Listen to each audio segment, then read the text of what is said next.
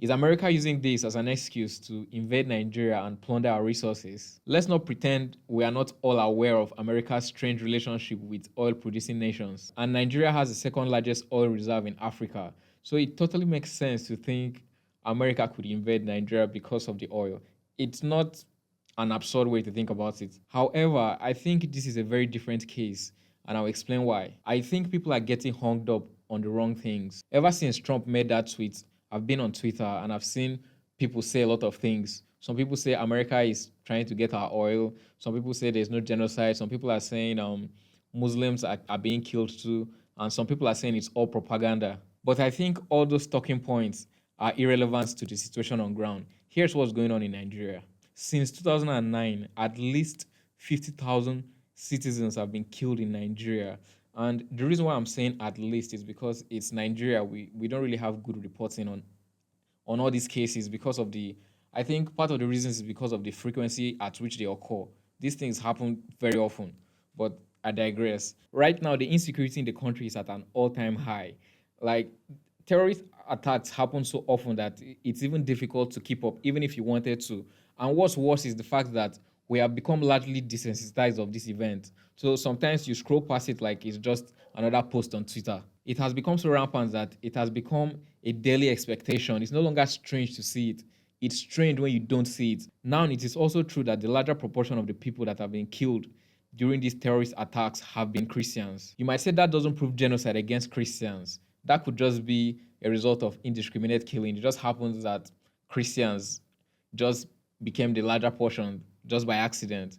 But I think you are wrong if you think that. And I think you will also agree with me once I tell you this. The communities where majority of these terrorist attacks occur are in the northern part of Nigeria. And there's one thing everybody knows about the northern part of Nigeria, which is the fact that it has fewer Christians. On average, those communities are about 15 to 20% Christians. That's the percentage of Christians in their population, about 15 to 20%. So now you could see there's obviously something wrong. How can Christians be majority of the casualties in a population where they are the minorities? If the attacks have been indiscriminate, that's not what you would expect. You would not expect that in a population where Christians are just 20%, they turn out to be the maximum casualties.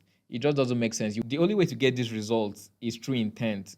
Christians have to be targeted for them to show up more because in the scatter sample, they're not the majority. So it doesn't make sense that you attacked a place randomly and the minority is overrepresented in your casualties. It doesn't make any sense. So it's most definitely a genocide.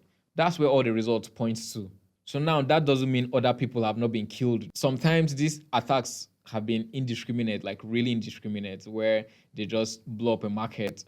But a lot of the times it's just churches and places of worship. I think last Easter, someone drove a truck through a crowd of celebrating Christians and killed a lot of people. I also want to make it clear that since 2009, the situation has only gotten worse. The frequency of these terrorist attacks have been increasing since 2009, and it has become overwhelming quite recently. Over the past 3 months, I can't really count the amount of terrorist attacks that we have lived through in this country. That's why so many Nigerians are happy that Trump has decided to step in. I'm also happy too, because if nothing is done about the insecurity in Nigeria now, there might not be a Nigeria in the next 10 years. These terrorists are encroaching on us.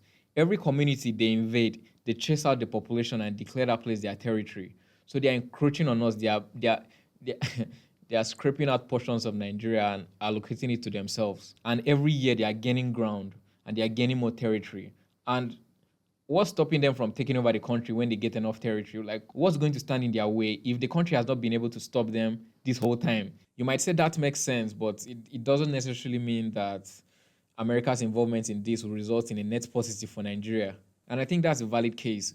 But there's this great quote. I'm not sure who is the author, but the quote goes like this: in a massacre, there's no good place to stand. What that means is this: sometimes you find yourself in situations where you are left with bad options. Sometimes you are left in a situation where you can only pick the lesser of two evils. Nigeria is a sovereign nation, and I don't think it's appropriate to involve another country in your own internal affairs. But I also think there's something that needs to be done immediately about the situation in Nigeria. And if it's only America that is willing to do something about this, then they are more than welcome to do it, because bad things are happening in Nigeria. And personally, I don't really think Trump is about that life. Trump was against the invasion of Iraq. And if Trump was about that life, he could have invaded Iran just a few months ago. But he just went in there, did what he needed to do, and left. I don't think Trump is about the whole invasion oil thing. Trump doesn't have a track record of invading places to plunder resources. Trump has a track record of making peace. At least we all saw what happened in the Israel-Gaza situation. Without Trump, those guys would probably still be fighting. So I think this is one of those cases where Trump is really trying to enforce peace. So yeah, that's what I think. Let me know what you guys think in the comment section. Like and subscribe if you haven't already. And see you guys in the next video. Peace.